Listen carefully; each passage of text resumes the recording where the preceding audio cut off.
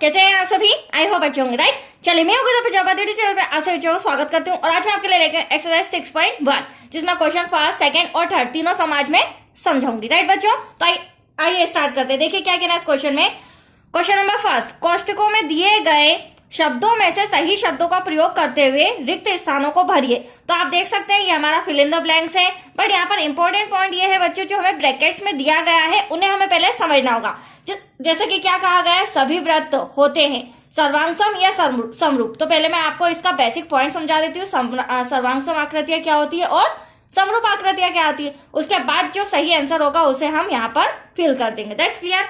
तो देखिए, सबसे पहले मैंने थोड़ा सा रिटर्न करके रखा है समरूप आकृतियां। तो ध्यान समझिएगा, हालांकि एक वीडियो मैंने पर्टिकुलर पहले ही बना के अपलोड कर दिया है, तो वो भी आप देख सकते हैं। समरूप आकृतियां क्या होती है और सर्वांगसम आकृतियां क्या होती है। तो देखिए, समरूप आकृतियां आप देख सकते हैं, यहाँ पर एक सर्कल बना रखा है, दूसरा सर्कल ये रहा। अब फर्स्ट पॉइंट क्या कहा गया है, हमें आकार मतलब कि जो शेप है वो समान होना चाहिए, वो होती है हमारी समरूप आकृतियां। तो आप देख सकते हैं यहाँ पर भी सर्कल, मतलब ये भी हमारा वृत्त है, ये भी हमारा वृत्त है, तो ये आपस में क्या है, समरूप है। अब सेकंड पॉइंट ध्यान से समझिएगा, माप मतलब कि साइज, मेजरमेंट, वो समान होना आवश्यक नहीं है। तो ये जरूरी नहीं है कि ये दोनों एक जैसे हों, मतलब कि अगर ये 2 सेंटीमीटर का है तो ये भी 2 सेंटीमीटर का होना ये जरूरी नहीं। इनका जो शेप है वो छोटा बड़ा हो सकता है, बट दिखने में जो आकृति है, मतलब अगर ये गोल शेप में है तो ये भी गोल शेप होना चाहिए, तभी आपस में क्या होंगे, समरूप होंगे। और समरूप का जो साइन होता है वो इस तरह से बनता है, राइट। अब देखो सेकंड ड्रॉ, अगर मैं इन दो ड्रॉ के बीच बात करूं, एक मैंने देखो आपको बोला है ये मेरा सर्कल है, ये मेरा स्क्वायर है, अगर मैं पूछूं क्या ये आपस में समरूप है, तो दैट्स योर आंसर नहीं, क्योंकि ये गोल शेप में है और ये चौरस स्क्वायर शेप में है। तो आया समझ में।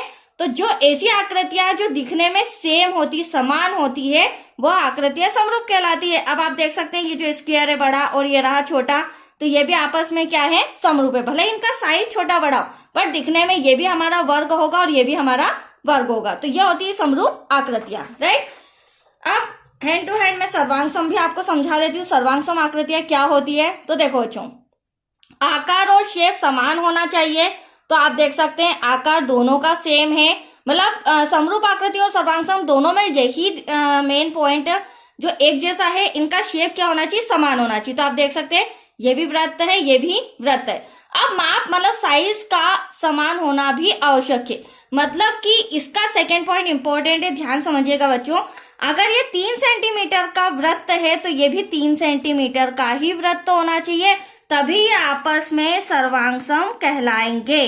तो आया समझ में, ये पॉइंट इंपॉर्टेंट था, ठीक है।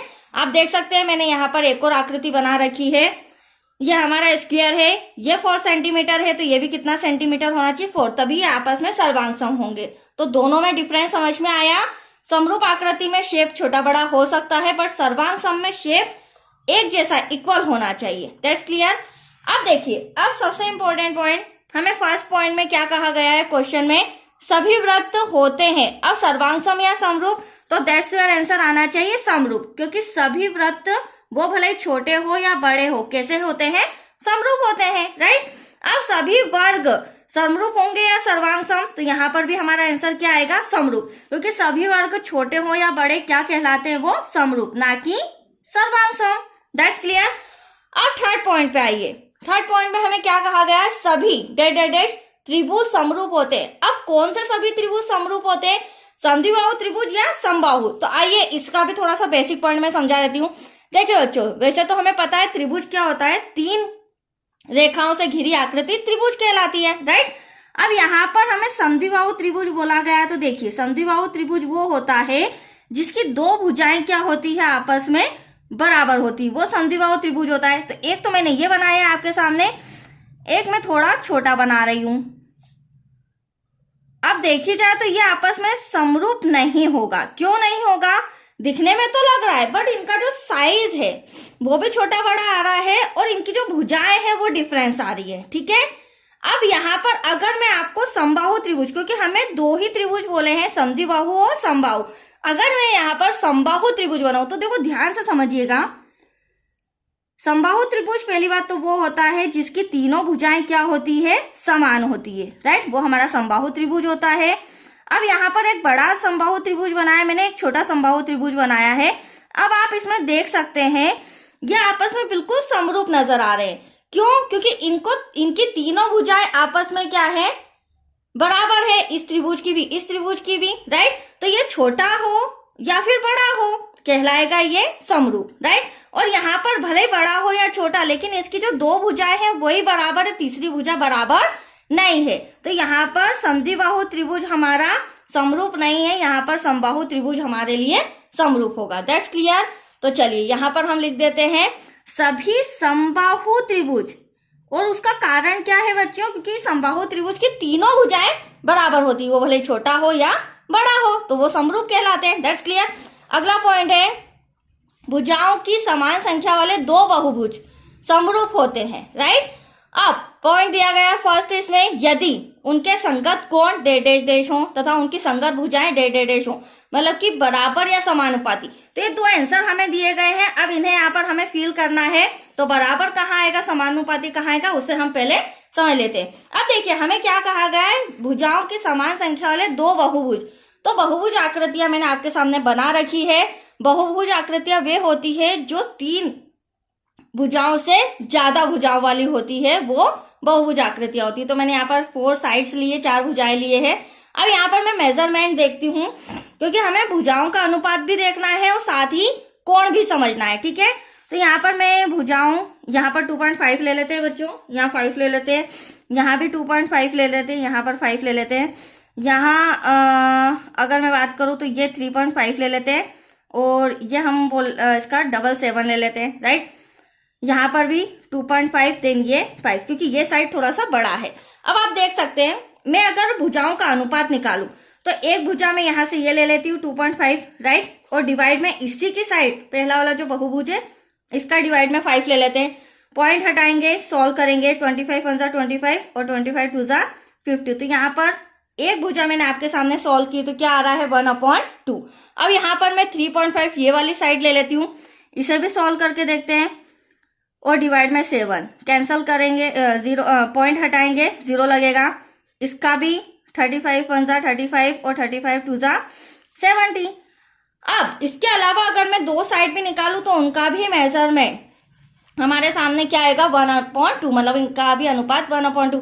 तो कहने का मतलब ये है बच्चों, ये जो चारों भुजाएं जो है उनका अनुपात आपस में समानुपाती, मतलब कि बराबर आ रहा है। दोनों बहुभुज आकृतियों का जो भुजाओं का अनुपात है वो आपस में समानुपाती है, राइट। तो ये चीज तो हमारी क्लियर हो गई। अब आप एंगल देख सकते हैं, कोण की अगर मैं बात करूं तो ये हमारा स्ट्रेट लाइन है, तो ये हमारा 90 डिग्री का एंगल यहाँ बन रहा है, और इस बहुभुज आकृति में भी 90 डिग्री का यहाँ बन रहा है। और अगर इस एंगल की बात करूं तो अगर ये 75 डिग्री होगा तो ये भी 75 डिग्री होगा। तो यहाँ पर आप देख सकते हैं जो मैंने कोण आपके सामने बताए हैं वो कोण भी हमारे आपस में क्या आ रहे हैं, बराबर आ रहे हैं। तो कहने का मतलब ये है बच्चों, भुजाओं की समान संख्या वाले दो बहुभुज समरूप होते हैं। कब समरूप होते हैं?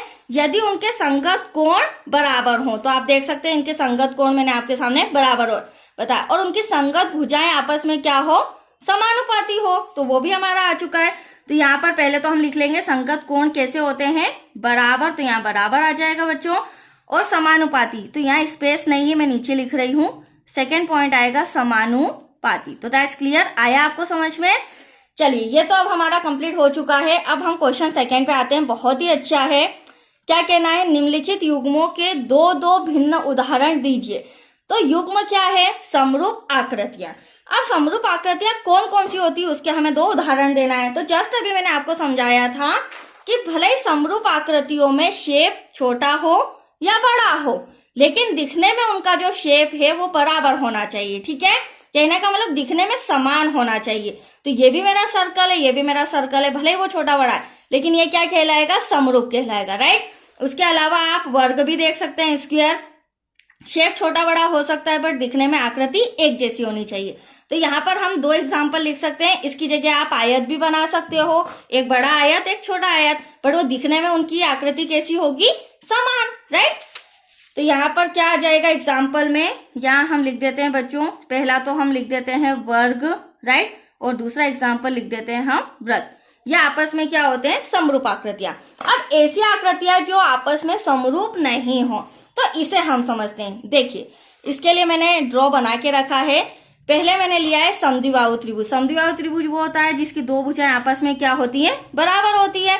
और एक मैंने लिया है समकोण त्रिभुज, जिसका 90 डिग्री के सामने वाली भुजा जो कि कर्ण है वो सबसे बड़ी होती। अब अगर देखी जाए, मैं आपसे अगर क्वेश्चन कहूं कि इन दोनों त्रिभुज को आप मुझे बताओ ये समरूप है या नहीं, तो दैट्स योर आंसर नहीं है, क्योंकि इसका शेप इस तरह से बन रहा है और इसका शेप अलग जा रहा है। ठीक है, तो इनके शेप ही आपस में समान नहीं है, तो हम कह सकते हैं कि जो त्रिभुज की आकृतियां होती है वह समरूप नहीं होती। बट समबाहु त्रिभुज हमेशा समरूप होता है, जो कि मैंने अभी आपको समझाया था।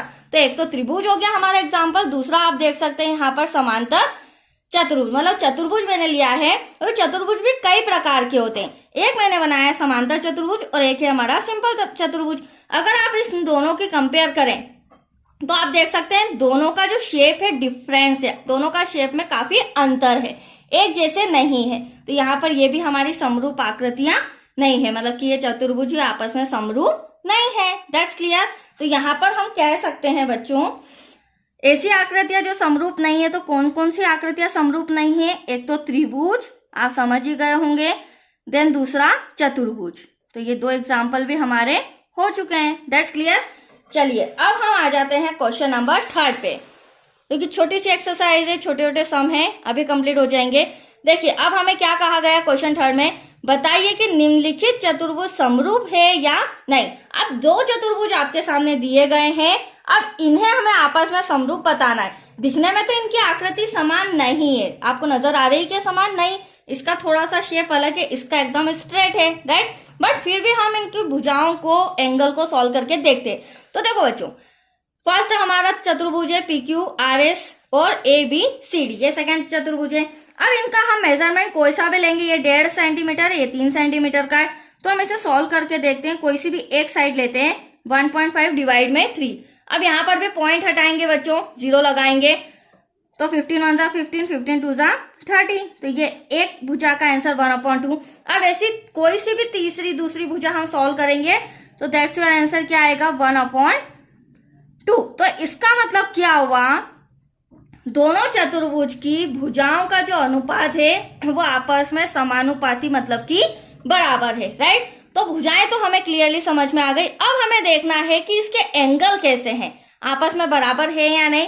तो आप देख सकते हैं एक तरह से ये हमारा वर्ग है, जो चतुर्भुज है वो वर्ग के शेप का है, तो वर्ग के का प्रत्येक कोण 90 डिग्री का होता है। दैट्स क्लियर, ये तो हमने छोटी क्लासेस से पढ़ा है।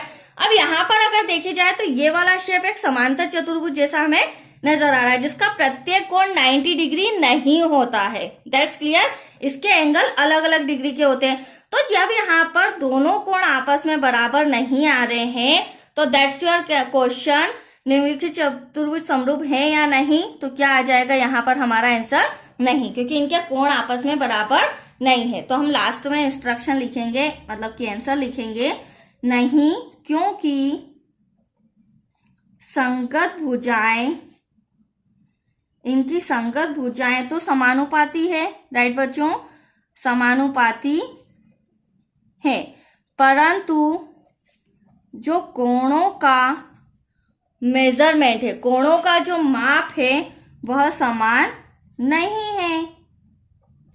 तो यहाँ पर आ जाएगा आपका आंसर कि यह चतुर्भुज आपस में समान नहीं है। That's clear. तो आया आपको समझ में, बहुत ही अच्छा एक्सरसाइज था, इससे बहुत सारे बेसिक पॉइंट्स क्लियर हो गए। अब आपको नेक्स्ट वीडियो मिलेगा 6.2। ओके।